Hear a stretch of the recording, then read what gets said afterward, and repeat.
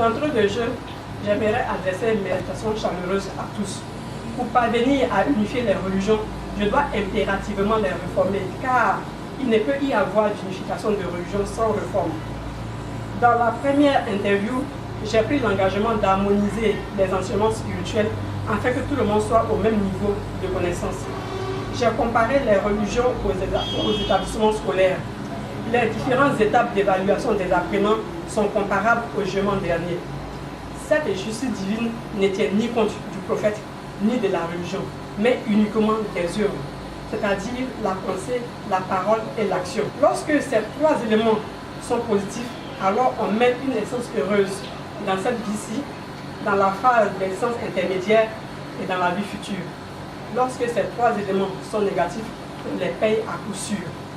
L'essence intermédiaire est l'intervalle qui sépare la mort de la proche renaissance. Même si nous prions différemment, il est très important d'avoir un enseignement unique. Désormais, la résurrection, le jugement dernier, le paradis et l'enfer et la fin du monde auront une nouvelle définition. La résurrection sera remplacée par la réincarnation qui signifie revenir à la vie avec un autre corps. Le jugement dernier par la loi de causalité. Le paradis et l'enfer par le bonheur et la souffrance. La fin du monde par l'éternité de la vie. Ce qui veut dire qu'il n'y aura pas la fin du monde. Si cet enseignement suprême est accepté par toutes les religions, ça sera déjà un grand progrès dont toutes les entités de l'univers se réjouiront.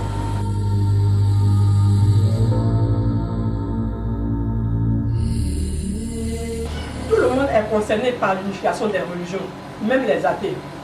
Et le paradoxe dans cette histoire est que Dieu s'est manifesté dans ma vie au bouddhisme, où les pratiquants déclarent qu'il n'existe pas.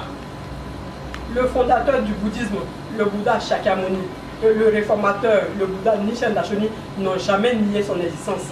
C'est par pure ignorance que certaines personnes croient qu'il n'existe pas. Dieu existe bel et bien.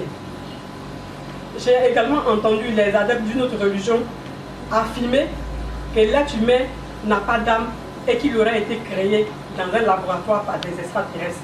C'est une conception complètement erronée. L'être humain possède une âme et il n'a jamais été créé dans un laboratoire. Que personne ne soit frustré et ou vexé parce que ma mission est d'établir la vérité.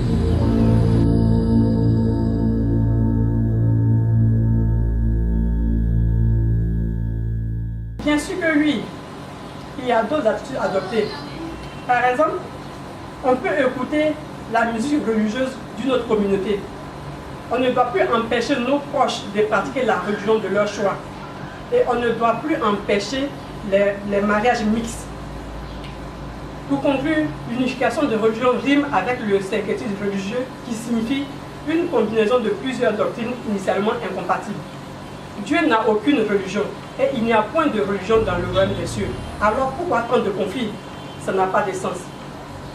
Je vous remercie de soutenir le mouvement d'unification de religion. Voilà.